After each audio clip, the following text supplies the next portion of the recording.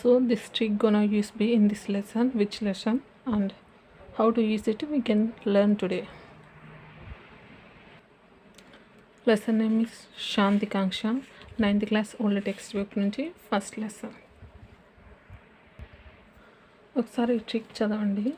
తిక్కన అనే వ్యక్తి ఎస్సే రాసిండు ఒక దాని గురించి. ఎస్సే అంటే వ్యాసం అని అర్థం.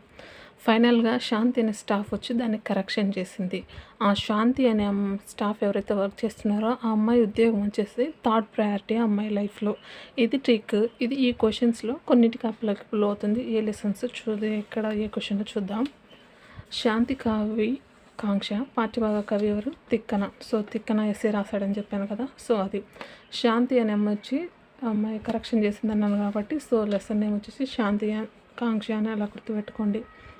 ప్రక్రియ అన్నాడు. ఆయన ఏం రాశాడు? ఎస్సే రాశాడు కాబట్టి సో ప్రక్రియ ఏంటిది మనకు? ఎస్సే వ్యాసం. ఇతివృత్తం. ఇతివృత్తం కూడా వచ్చేసి శాంతి స్థాపన. సో స్థాపన సింపుల్గానే ఉంటుంది. శాంతి కాంక్ష లెసన్ నేము ఇతివృత్తం శాంతి స్థాపన. సో ఈ పాఠం మహాభారతంలోని ఎక్కడి నుంచి తీసుకోబడిందంటే ఆమె చెప్పాను కదా, శాంతి అనే అమ్మాయి లైఫ్లో ఉద్యోగం వచ్చేసి ఎన్నో ప్రయారిటీ? Third priority. తృతీయ శ్వాసం అంటే థర్డ్ అని నెంబర్ గుర్తుపెట్టుకోండి. ఎరుక అంటే జ్ఞానం. నీకేమి ఎరుకరా బై అని అంటారు కదా. సో అలా గుర్తుపెట్టుకోండి. ఇక్కడ ట్రిక్ వచ్చేసి పక్షికి రెక్కలు ఉంటాయి. సో ఎన్ని ఉన్నాయంటే రెక్కలు? 15 రెక్కలు ఉన్నాయని గుర్తుపెట్టుకోండి. పక్షము అంటే పక్క అని పక్కన అని వస్తుంది, రెక్క అని వస్తుంది, 10 రోజుల్లోనే వస్తుంది. అదేవిధంగా పగ అని కూడా వస్తుంది.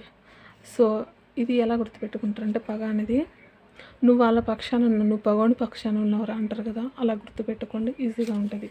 సో నానార్థాలు. సో ఎవరి ఆస్థాన కవి అంటే మన్మసిద్ధి. సో తిక్కన సోమయాజి మన్మసిద్ధి. సోమయజ్ఞం చేసి నాకు సోమయాజి అని పేరు కూడా వచ్చింది. రికాల్ చేసుకోండి ఒకసారి, ఇంతకుముందు చదివాం కదా. పగయగలిగి నేని బామున్న ఇంటిలో నున్ను ఇట్లా కాక యూరడిల్లి. సో అలంకారం అడిగాడు. ఉపమా అలంకారం. సో ఇక్కడ ఢిల్లీకి ఉమా పోయిందని గుర్తుపెట్టుకోండి. సో ఉపమా అలంకారం. ఢిల్లీ లాస్ట్లో ఢిల్లీ వస్తే ఇక్కడ ఉపమా అలంకారం అని గుర్తుపెట్టుకోండి. ఈయనకు బిరుదులు కవి బ్రహ్మ, ఉభయ కవి మిత్రుడు అనేవి. సహృజనంబులో ఏ సంధి ఉందంటే జస్త్వా సంధి. ఇక్కడ జా ఉంది కదా. సో ఈ జాతోనే సంధి స్టార్ట్ అయిందని గుర్తుపెట్టుకోండి. జస్తో సంధి. సంధిని ఏమిచ్చి ఎగ్జాంపుల్స్ కానిదని కూడా ఒక్కోసారి అడుగుతుంటారు. క్వశ్చన్ ఫ్రేమ్ సందులలో అది కూడా ఒక్కోసారి చూసుకోండి. ఆ పాయింట్ ఆఫ్ ఇండైరెక్ట్ క్వశ్చన్లో కూడా అడిగే ఛాన్సెస్ ఉంది. సో తమ్ము గుర్రాలు సమాసం అనేది ఇచ్చాడు. ఇది దీంట్లో ఉండేది ఏంటిది అనేది కనుక్కోవాలి, ఎటువంటి సమాసం అనేది. సో కర్మధారయ సమాసాలలో చాలా రకాలు ఉన్నాయి. అందులో చూద్దాం. ఇక్కడ తమ్ము గుర్రాలు అన్నాడు. సో ఇక్కడ రెండిటిలో విశేషణం ఉంది, ఒక దాంట్లో ఉపమానం ఉంది, ఇంకొక దాంట్లో బహువ్రీహి సమాసం ఉంది. సో తమ్ముడు ఉత్తరపద కర్మధారయం, పూర్వపద కర్మధారయం. పూర్వపదం అనేది తీసేయండి. ఎందుకంటే అన్న ఎప్పుడు ముందు వస్తాడు, తమ్ముడు ఎప్పుడు సెకండ్ ప్లేస్లో వస్తాడు. అది కదా, అది రూల్ అని గుర్తుపెట్టుకోండి. సో తమ్ముడు సెకండ్ ప్లేస్ అంటే ఆ వర్డ్ వచ్చేసి సెకండ్ వర్డ్ ఉండాలి. పూర్వపదం అంటే ఫస్ట్ అని, ఉత్తరపదం అంటే సెకండ్ పదం. సో సెకండ్ పదం ఉత్తరపదం ఇది ఇక్కడ ఉంది కాబట్టి విశేషణ ఉత్తరపద కర్మధారయ సమాసం. ఇది కరెక్ట్ ఆన్సర్. ఇది మిగిలినన్ని తీసేయడమే. సరళ దేశసంధికి ఉదాహరణ. సరళ అనే అమ్మాయి నిన్ను చూసి అనేది గుర్తుపెట్టుకోండి. సో సరళ దేశసంధికి ఏంటిది? నిన్ను చూపి అనేది ఉదాహరణ. ఇక్కడ మా మెరుగు తిరిగి నెరుగుదు నెమ్మి ఎరుగు దర్ద సిద్ధి నెరిగి ఎరుగుదురు. సో ఇందులో ప్రతి దాంట్లో ఈ బండ్రా అనేది, ఈ గువ్వు అనేది, దాని చాలాసార్లు మోర్ దెన్ 1-2 టైమ్స్ కంటే ఎక్కువ రిపీట్ అయింది. సో ఒక అచ్చు కానీ ఒక హల్లు కానీ పదే ఈ విధంగా రిపీట్ అవుతుంది అనుకో ఒక ఇచ్చిన లైన్లో, అది వృత్యానుప్రాస అలంకారం అనే డెఫినేషన్ ఉంది కదా. సో దాని ప్రకారం ఏంటిది మన ఆన్సర్? వృత్యానుప్రాస. ఇక్కడ ఉంది వృత్యము ప్లస్ ప్రాసగా అంటే పదే రిపీట్ అవుతుంది అని అలాగే గుర్తుపెట్టుకోండి. సో తిక్కన రాసిన నిర్వచనోత్తర రామాయణం దేవరికి అనుమతించాడంటే మన్మసిద్ధి అనే వ్యక్తికి సో ఇచ్చాడు. రామాయణం చదివితే మనసు ప్రశాంతంగా ఉంటుంది. సో రామాయణం అందుకే నిర్వచనోత్తర రామాయణాన్ని ఎవరికి అంకితం ఇచ్చాడు? మన్మసిద్ధికి ఇచ్చాడు. గ్రాసము పర్యాయ పదాలు ఆహారం, తిండి, భుక్తి. గ్రాస్ అంటే ఏంటిదంటే గడ్డి కదా, సో ఇంగ్లీష్ వర్డ్. సో గడ్డి అంటే ఏంటి, పశువులు తినేది. సో అందుకే ఆహారం, తిండి, భుక్తి. ఇతిహాసం అంటే మీనింగ్ ఏంటిది అంటే ఈ విధంగా జరిగింది అని అర్థం. కవి శత్రుత్వాన్ని ఏ జంతువుతో పోల్చాడంటే పాము, ఎందుకంటే ఒళ్ళంతా విషమే అనేది. సో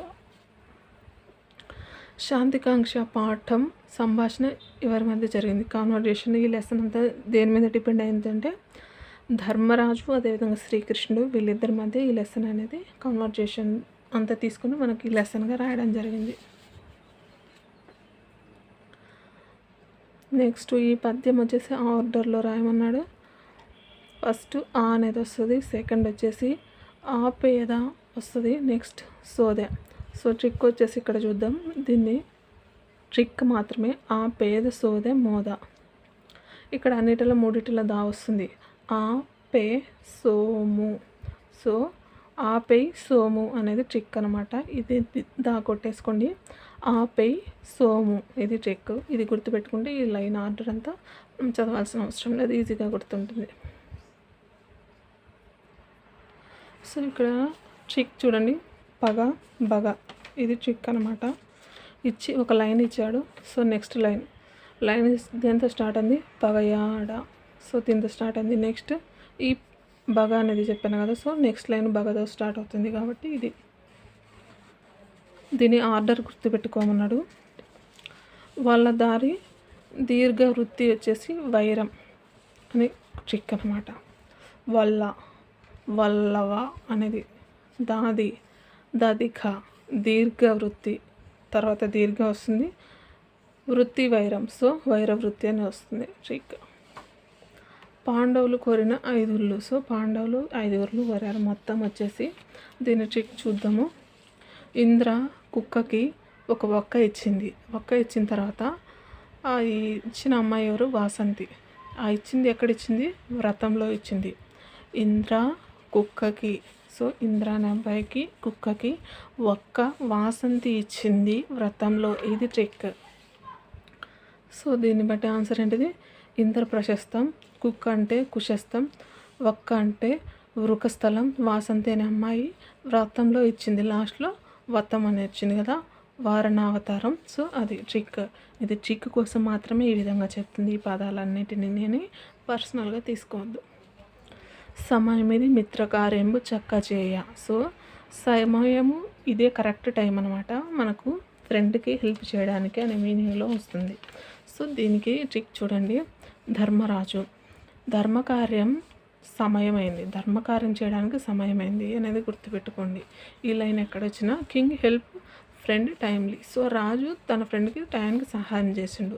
రాజు ఈ మూడిటిలో ఎక్కడే లేదు కదా, రాజు అనేవాడు కింగ్ ధర్మరాజు దగ్గర అయింది కాబట్టి ఇది ఆన్సర్. డాష్ అవినీతి చేసినను స్తంభింపగా రాధించువి. ఇందులో సూటబుల్ అయ్యేవాడు ధృతరాష్ట్రుడు అనే వర్డ్ విని ఉంటారు, చెడ్డవాడు అని. సో ధృతరాష్ట్రుడు అవినీతి చేశాడు. ఎవరు, ధృతరాష్ట్రుడు. సో పగై కలిగి నేను బాగున్న ఇంటిలో నున్న ఎట్లు కాక. ఇందులో ఉన్న అలంకారం ఏంటిదంటే ఉపమాలంకారం. సో ఇక్కడ పగ కలిగి ఉన్న పామున్న ఇంటిలో. సో పగ కలిగి ఉన్న వ్యక్తి ఉంటే మన ఇంట్లో దాని అర్థం ఏంటిది, పాము ఉన్నట్టే. వాళ్ళకి ఏ విధంగా విషయం ఉంటుందో వాళ్ళు కూడా అలానే ఉంటారు అనేది ఇక్కడ మీనింగ్. సో ఉపమాలంకారం. సో నెక్స్ట్ లెసన్లో ఈ ట్రిక్తో మనము కలుసుకో. See soon in the next video. 9th class new text book Dharmabodha lesson.